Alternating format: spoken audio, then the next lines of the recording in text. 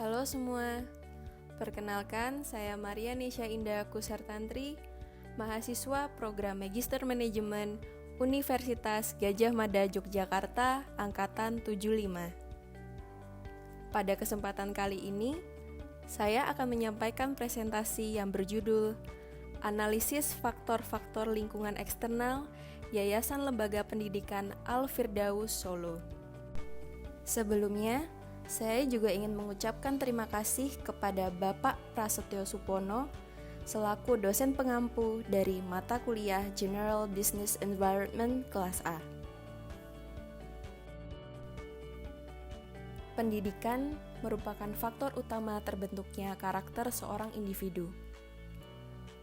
Banyaknya persaingan dan juga kemajuan dunia iptek serta era globalisasi saat ini membuat terus bertumbuh dan berkembangnya sistem pendidikan di dunia, termasuk di Indonesia. Untuk dapat menghasilkan individu dengan lulusan yang baik, perlu adanya evaluasi untuk membenahi sistem pendidikan dan juga sumber daya manusia yang profesional dalam bidangnya. Di Indonesia sendiri sudah banyak sekolah-sekolah yang tidak hanya memiliki akreditasi nasional, tetapi juga akreditasi internasional. Hal tersebut dilakukan oleh sekolah untuk meningkatkan mutu dan juga standar pendidikan yang lebih baik dan tidak tertinggal dengan negara lain. Perlu kita sadari bahwa kelahiran seorang individu yang berkualitas didasari oleh pendidikan yang berkualitas pula. Tetapi pada kenyataannya, sistem pendidikan yang dilaksanakan di Indonesia belum merata.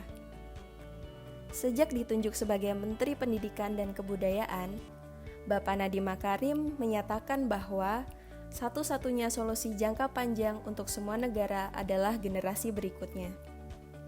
Peningkatan pada kualitas kurikulum yang diterapkan perlu dilakukan negara untuk meningkatkan kualitas dan daya saing dari generasi yang akan datang.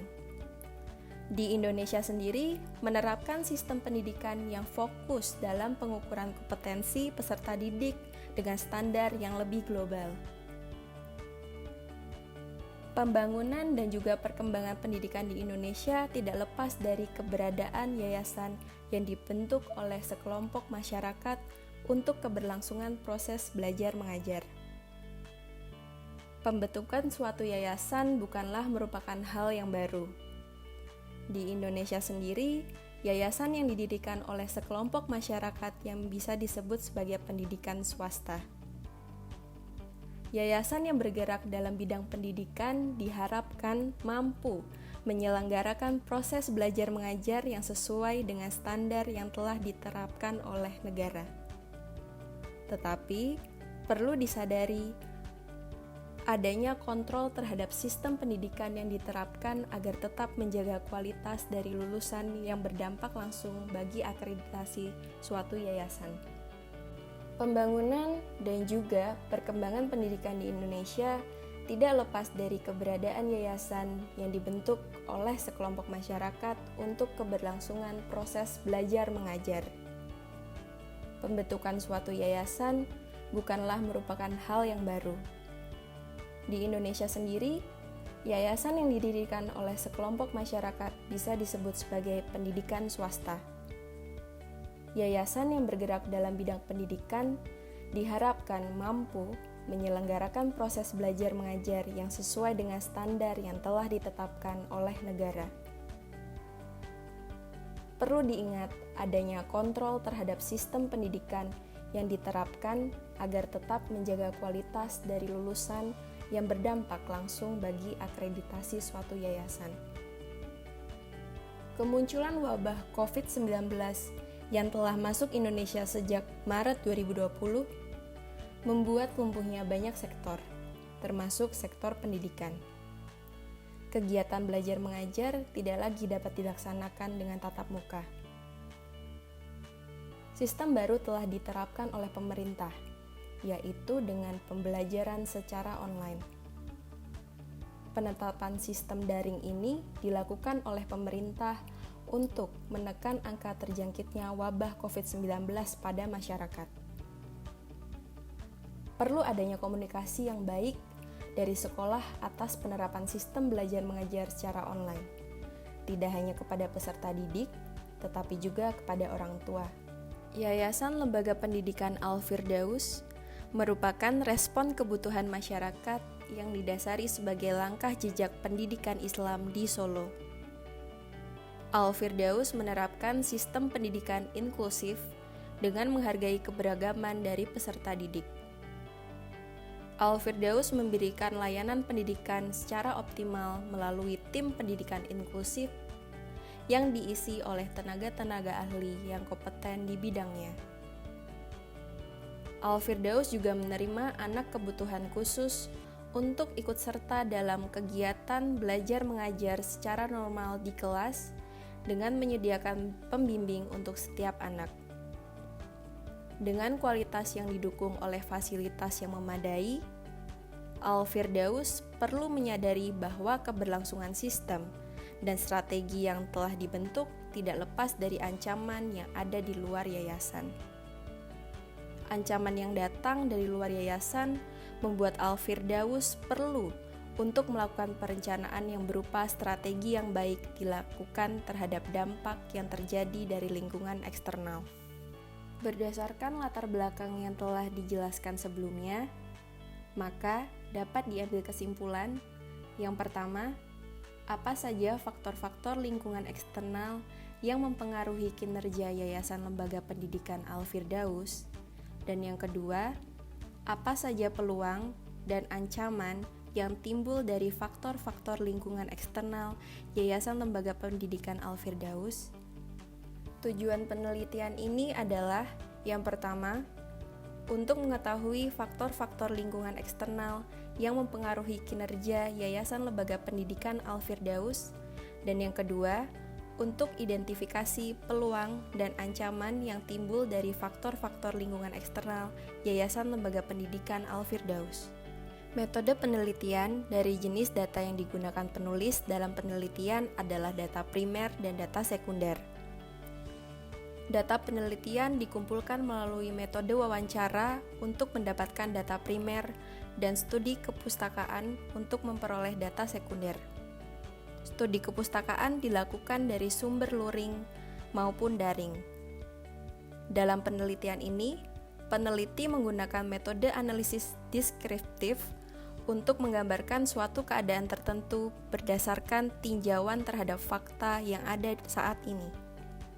Penelitian ini diharapkan dapat memberikan manfaat sebagai sumber referensi terkait dengan analisis faktor eksternal yang dapat berpengaruh pada Yayasan Pendidikan di Solo, dan juga memberikan informasi mengenai faktor-faktor eksternal apa yang mempengaruhi proses kegiatan bisnis, sehingga perusahaan dapat menyusun kebijakan strategis untuk menyikapi ancaman maupun peluang yang muncul dari lingkungan eksternal perusahaan. Selanjutnya, saya akan menjelaskan tentang profil perusahaan. Yayasan Al-Firdaus merupakan bagian dari PT 3 Serangkai yang didirikan oleh Bapak Haji Abdullah Marzuki dan Ibu Hajah Siti Aminah.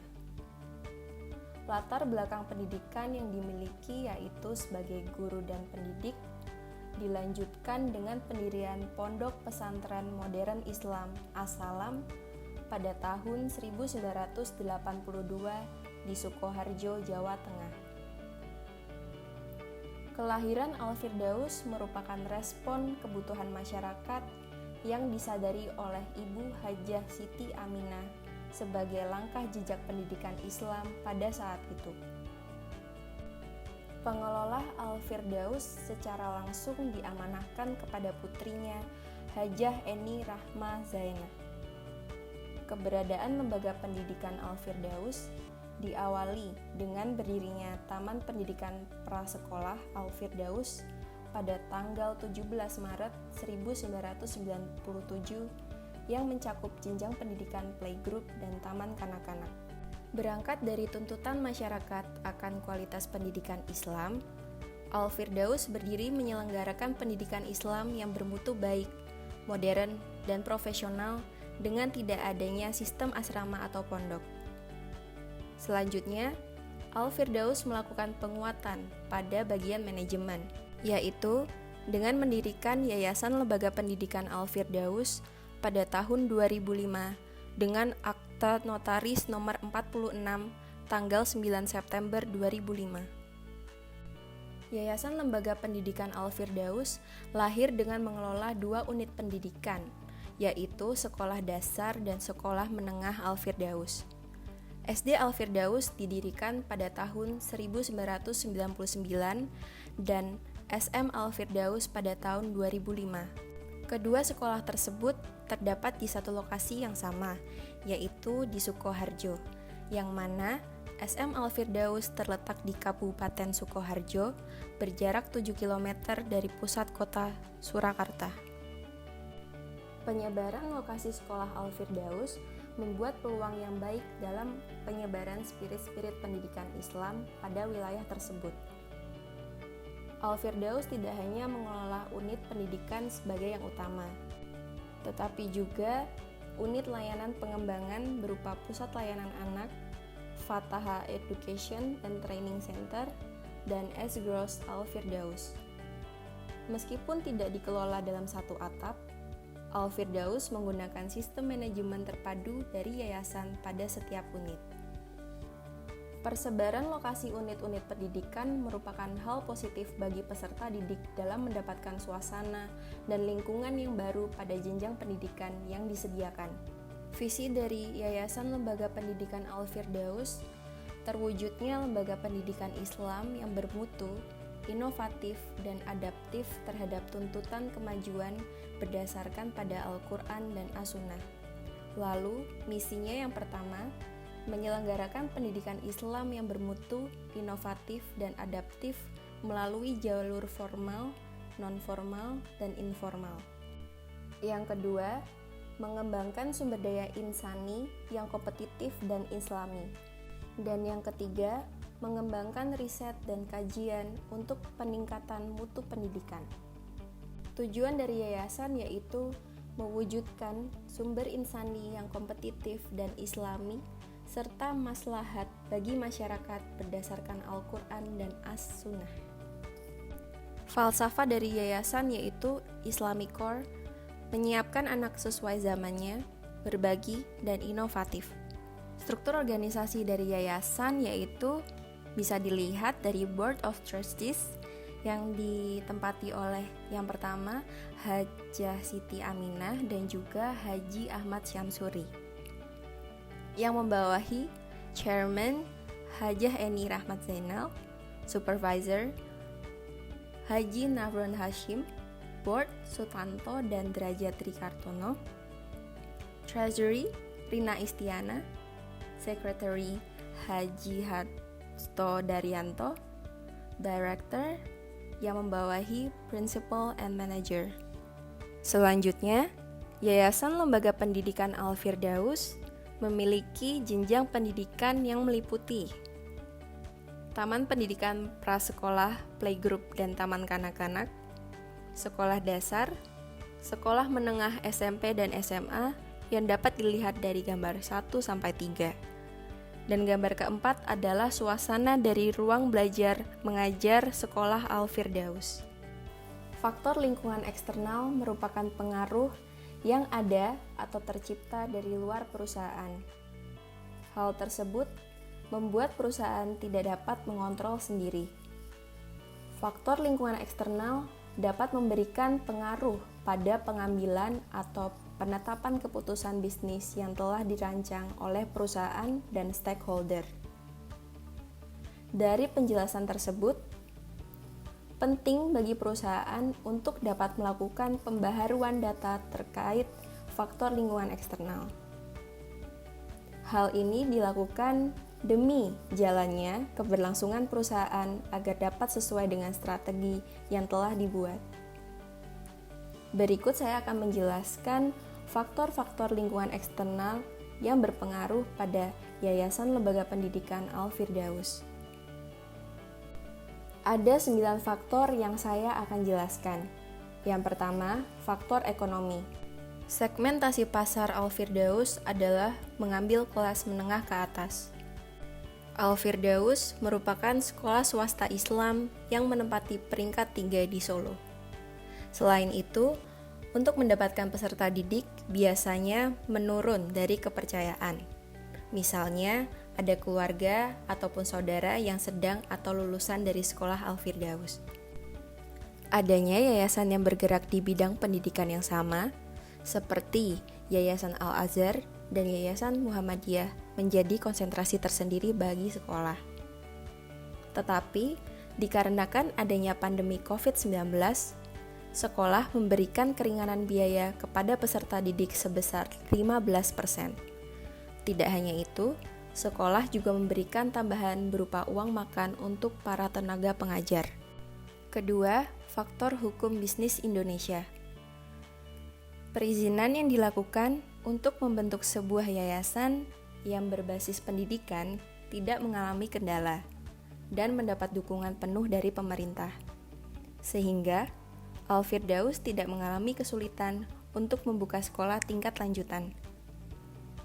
Penguatan manajemen dengan mendirikan Yayasan Lembaga Pendidikan Al-Firdaus pada tahun 2005 secara resmi telah dibuat dengan akte notaris nomor 46 tanggal 9 September 2005. Yayasan juga perlu beradaptasi dengan gejolak hukum seiring dengan berjalannya waktu. Maka dari itu, perlu ada penyesuaian dari beberapa hal yang dulunya bisa dilakukan tanpa kendala. Mungkin saja nantinya yayasan perlu merubah cara kerjanya. Adanya UU baru yang diterbitkan oleh pemerintah belum tentu dapat menjadikan keuntungan bagi yayasan. Perlu adanya perhatian dari sisi karyawan dan keuangan dari yayasan. Al-Firdaus sendiri telah membuka jenjang pendidikan dari prasekolah hingga sekolah menengah, dengan tetap memperhatikan serta mengikuti UU yang berlaku untuk mendirikan yayasan berbasis pendidikan dan juga pendirian sekolah. Ketiga, faktor hukum bisnis internasional. Al-Firdaus merupakan World Class Islamic School yang berlisensi International Baccalaureate atau IB. Al-Firdaus juga pernah dijadikan sebagai sekolah percontohan. Maka dari itu, Al-Firdaus memiliki potensi untuk mengembangkan lini bisnis ke negara yang memiliki masyarakat mayoritas Muslim.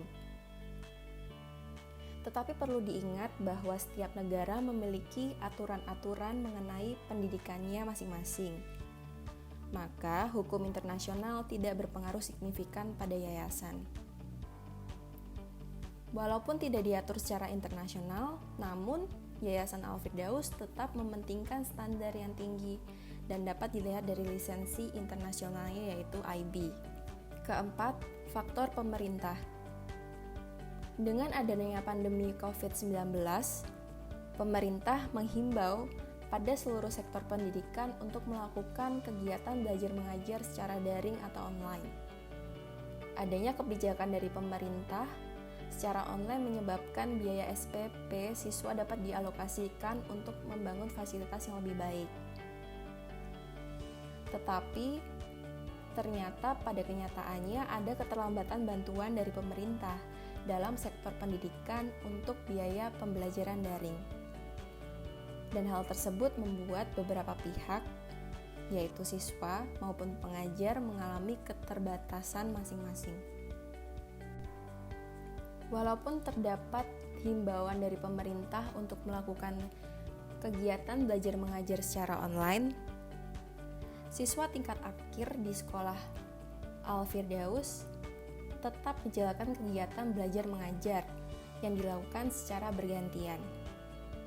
Tenaga pengajar serta karyawan lain juga diberikan batasan atau kuota tertentu untuk dapat memasuki lingkungan sekolah. Yang kelima, faktor politik domestik. Pemerintah di Solo banyak mendukung program yang bersangkutan dengan pendidikan. Pada era kepemimpinan Wali Kota Bapak Jokowi, sekolah dijadikan sebagai percontohan, misalnya saat diadakannya pertukaran pelajar atau olimpiade. Al-Firdaus menjadi sekolah yang dirujuk untuk mengadakan kegiatan tersebut. Sekolah telah memiliki kualitas yang memadai, sehingga kedepannya dengan meningkatkan kualitas sekolah dapat dijadikan sebagai sekolah percontoh. Tetapi bisa saja terjadi ketika kepemimpinan bukanlah beragama Muslim, kemungkinan dukungan ke yayasan akan berkurang atau tidak berpengaruh seperti dulu.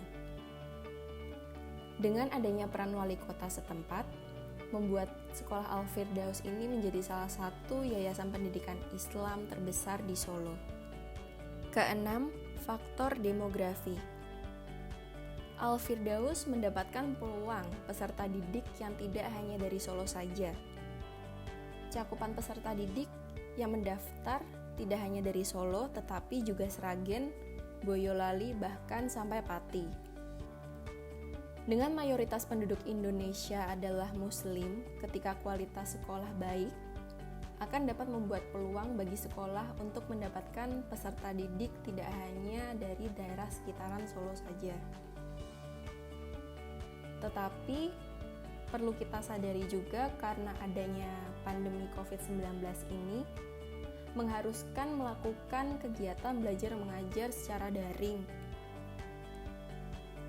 Hal tersebut dapat terjadi ketidakpahaman pada peserta didik dalam proses belajarnya. Hal tersebut dapat menurunkan kualitas juga dari sekolah. Sehubungan dengan pandemi yang di Solo telah menurun tingkat terjangkitnya, adanya kebijakan dari siswa tingkat akhir yang dilakukan oleh sekolah agar tetap mengikuti tryout untuk tetap menjaga kualitas dan juga tanggung jawab yang sekolah berikan. Selanjutnya, yang ketujuh, faktor sosial budaya.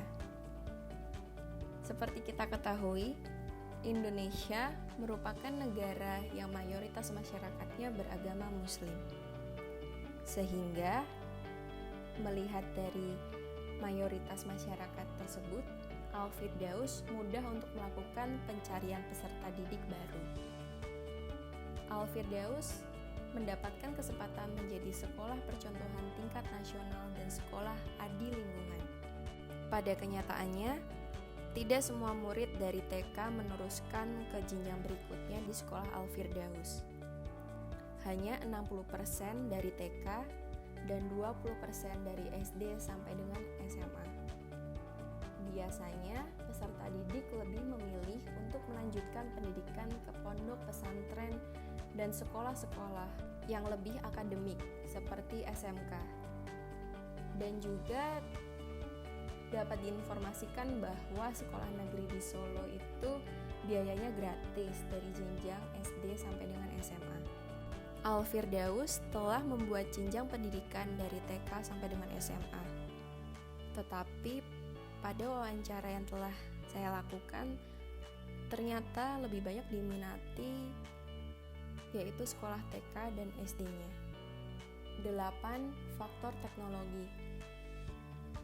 Pemasaran yang dilakukan oleh sekolah Al-Firdaus yaitu melalui media sosial seperti Instagram, website, Facebook, YouTube, dan Twitter. Ruang praktikum dan ketersediaan laptop disediakan di dalam kelas dan dapat digunakan oleh peserta didik. Dengan adanya fasilitas yang ditawarkan oleh pihak sekolah, diharapkan dapat menarik minat para orang tua untuk menyekolahkan anaknya di Al-Firdaus. Tetapi, selama masa pandemi COVID-19, sekolah memiliki tambahan biaya operasional seperti Wi-Fi dan berlangganan aplikasi Zoom selama 1 tahun, yang mana di sana menjadi tambahan biaya. Pemasaran yang dilakukan melalui media sosial ternyata belum dapat untuk menarik minat masyarakat. Walaupun demikian, sekolah mempunyai program yang secara khusus tersendiri untuk memudahkan peserta didik mengakses materi-materi dan teori-teori yang diperlukan dalam belajar. Dan yang ke-9, faktor alami. Lokasi strategis bangunan sekolah membuat sekolah terhindar dari ancaman banjir ketika musim hujan. Seperti kita ketahui, Al-Firdaus menyediakan sarana pendidikan untuk TK sampai dengan SMA, yang dimana bisa saja membuat lingkungan sekolah menjadi kurang bersih. Hal tersebut dikarenakan beberapa individu bisa saja kurang tertib dalam menjaga kebersihan lingkungan sekolah. Tetapi sekolah menyediakan solusi, yaitu salah satunya kotak sampah yang telah dibagi menurut jenisnya.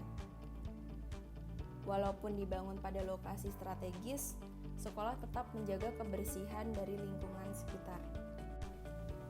Dari penjelasan tentang Yayasan Lembaga Pendidikan Al-Firdaus sebelumnya, dan juga faktor-faktor lingkungan eksternal yang dapat mempengaruhi, ditarik kesimpulan bahwa Yayasan Lembaga Pendidikan Al-Firdaus merupakan salah satu sekolah yayasan yang bergerak pada bidang pendidikan, yaitu dengan mendirikan sekolah swasta Islam.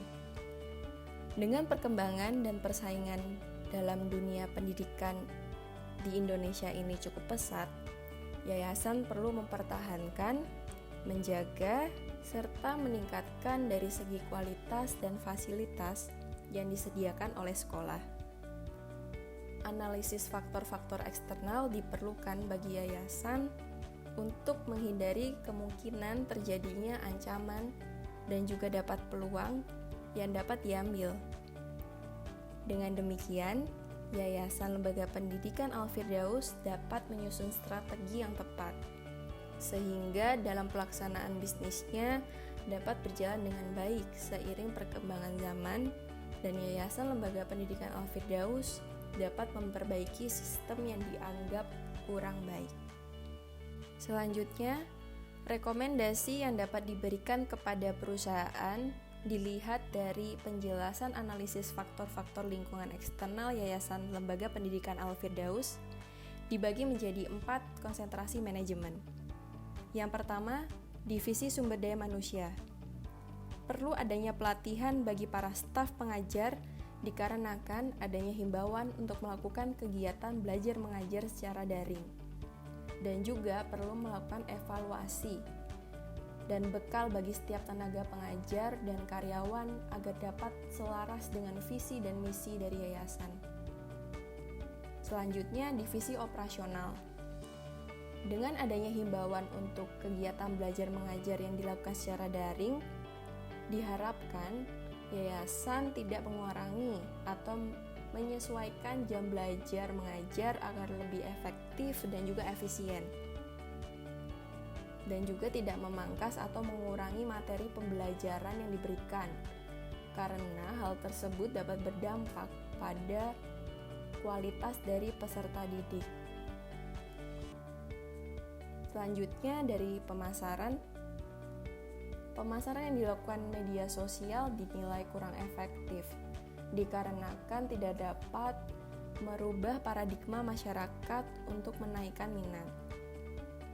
Ada baiknya pemasaran lebih berfokus pada kualitas, sehingga konsumen dapat melakukan pemasaran dari mulut ke mulut atau persuasi.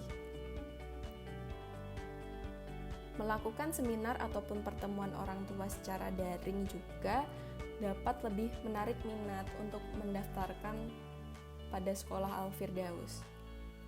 Dan yang terakhir, dari keuangan, perlunya adanya pengelolaan yang lebih tepat sehingga dapat meningkatkan kualitas dari sekolah ketimbang melakukan ekspansi.